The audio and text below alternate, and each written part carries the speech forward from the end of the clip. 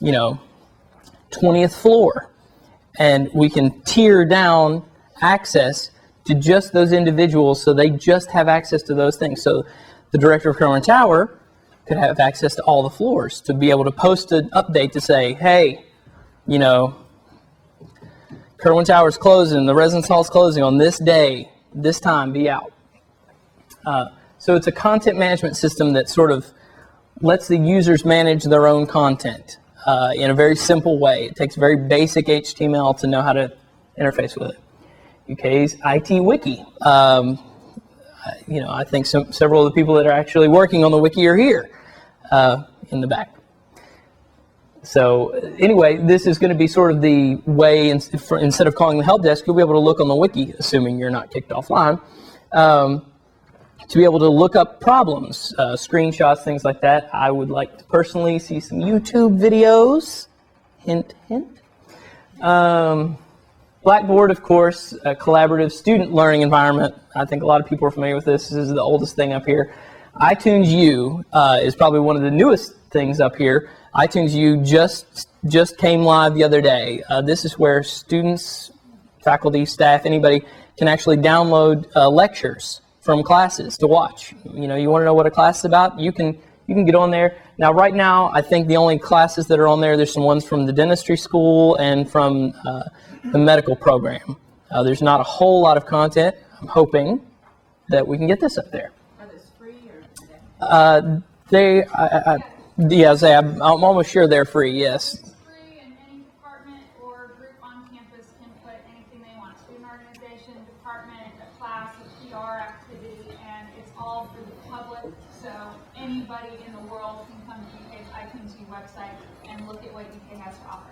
And I actually work on it, so if anybody wants to talk afterwards, we're desperately trying to get content. So thank you, Jack. Well, you got this. So iTunes U, it's going to be popular. I mean, think how many people have an iPod.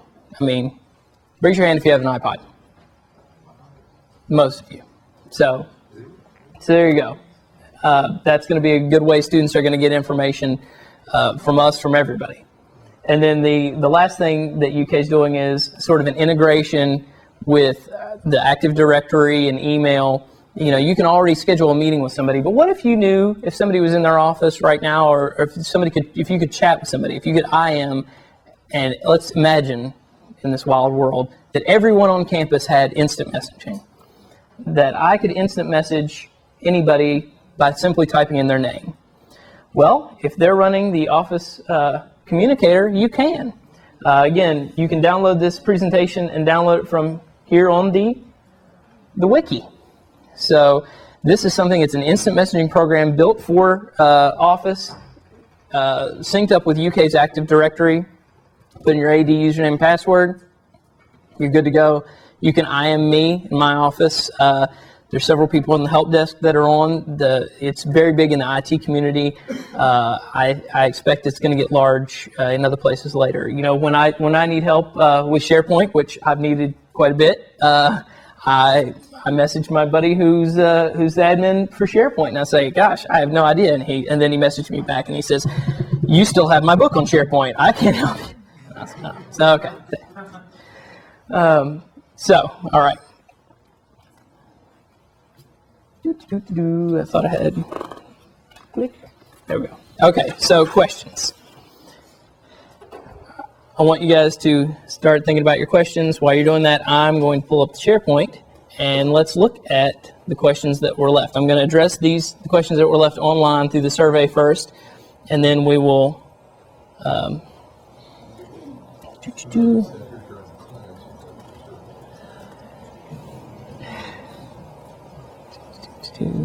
right. Okay.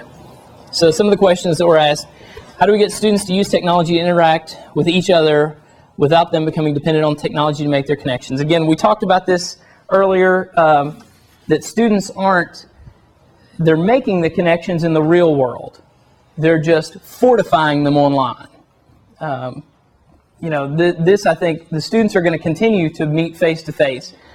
Even though the surveys and things the studies that have been done actually showed that students value face-to-face communication less, that's still their primary method of meeting meeting new people, getting introduced to new people. What needs to happen to convince selection to provide free wireless access that I can tap from home? To check email off campus, I have to take a laptop to McGee's Bakery or someplace else with wireless. First off, if you're going to McGee's Bakery, you can bring me back something delicious. That will help. Metro wireless networks are something that are being tested in some major metropolitan areas. I think Colorado has one. San Francisco, I believe, has one.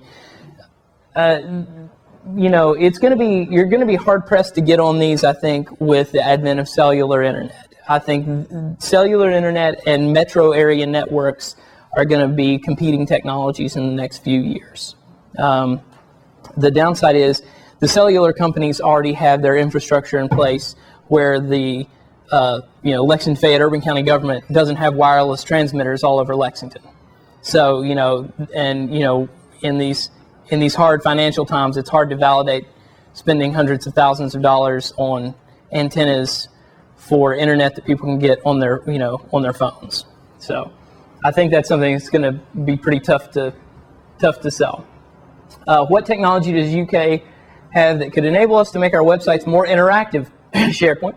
How difficult would it have been for each individual residence hall on its own to have an interactive web page with chat, discussion threads, facts, events, calendars, etc.? This is, I think, what SharePoint was built for, in my opinion.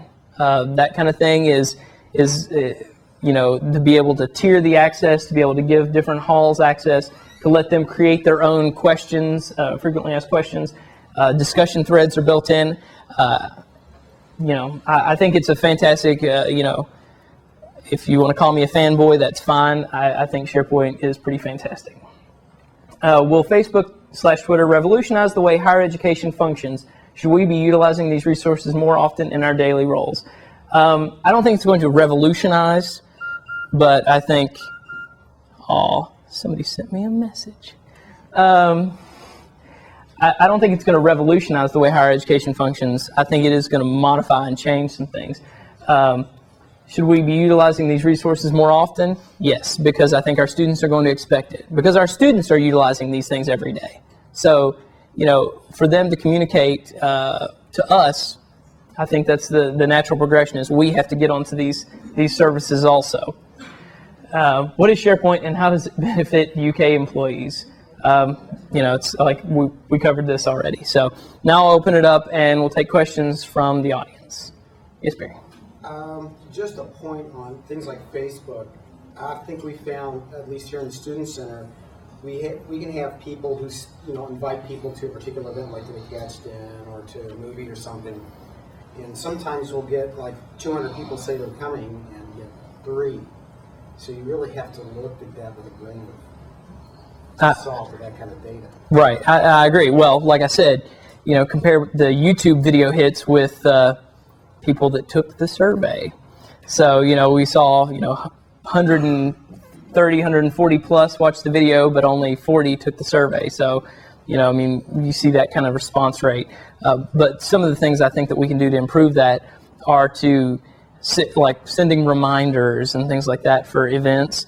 Because frankly, I think, a lot of people say, oh, well, yeah, I'll go to that. But then, Facebook doesn't have a reminder feature that automatically sends something after, oh, don't forget, tonight's that event, or, in 3 hours that event starts. And I think that's one of the keys is reminding students that these things are there, like putting them in a calendar so that they alert students. So, yes, in the back.